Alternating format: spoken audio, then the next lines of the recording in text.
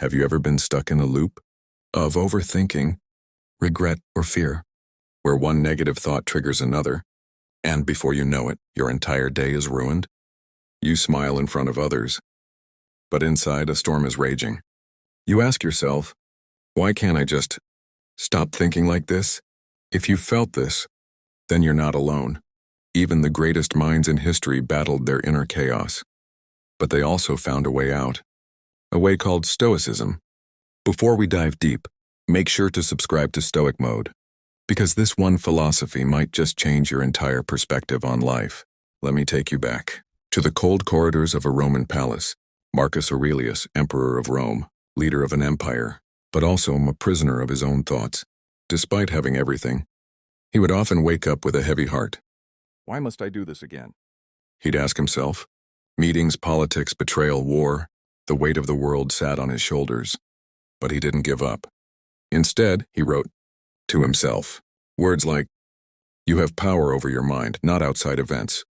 Realize this and you will find strength." This one quote holds the secret to removing negative thoughts. Negative thoughts don't come from outside events. They come from our reaction to them. The Stoics believed, it's not what happens to you but how you respond that matters. When someone insults you, you can choose to be offended. Or you can remind yourself, their words don't define my worth.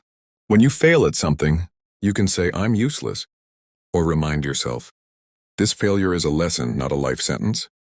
The key is to separate what you can control, your thoughts, actions, choices, from what you cannot, others, past events, future uncertainty. Once you do that, you regain your inner power. Here are 3 Stoic techniques that will help you eliminate negative thoughts. 1. The view from above. Close your eyes. Imagine yourself rising above the earth, above your city, your street. Your problems now look tiny. This is how Stoics viewed life, from a higher perspective. What bothers you now won't even matter in 5 years. Why give it power today? 2. Negative visualization.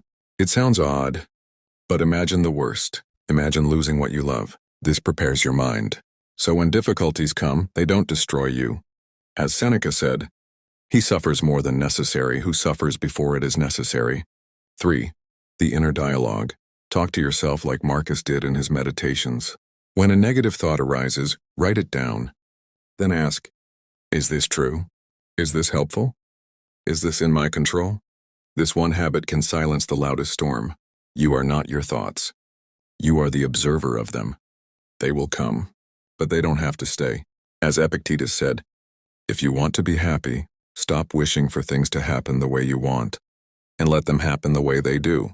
Let go, breathe, be present, and remind yourself, you are stronger than your mind. Otro. Closing hooks on call to A. Let me ask you a question.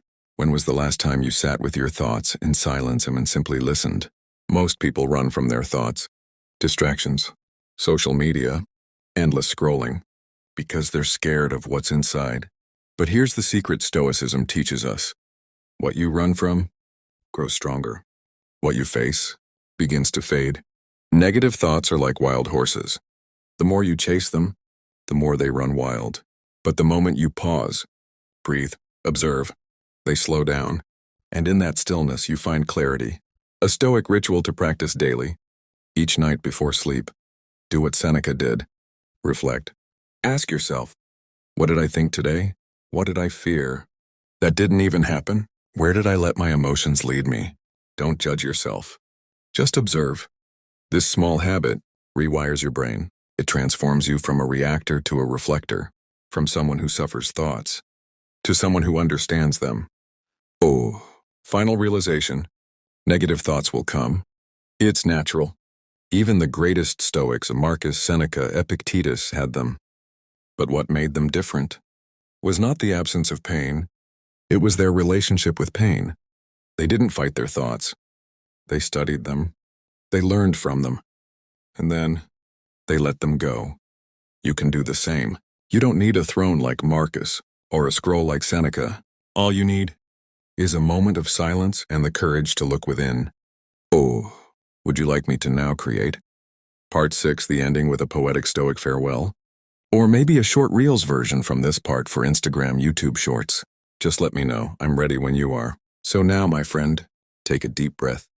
Not just with your lungs, but with your soul. Close your eyes just for a moment and imagine yourself, not as someone drowning in thoughts, but someone watching the waves, calmly, wisely, silently. That's what Stoicism is. Not a cold, emotionless way of life, but a warm fire in the middle of life's winter. Because Stoicism teaches us, you don't need to control every thought. You just need to choose which ones to believe. Let go of the noise. Let go of the fear. Let go of what's already gone. And return to yourself. Don't explain your philosophy. Embody it. Epictetus. You don't have to fight the world. Just master your own mind. And you've already won.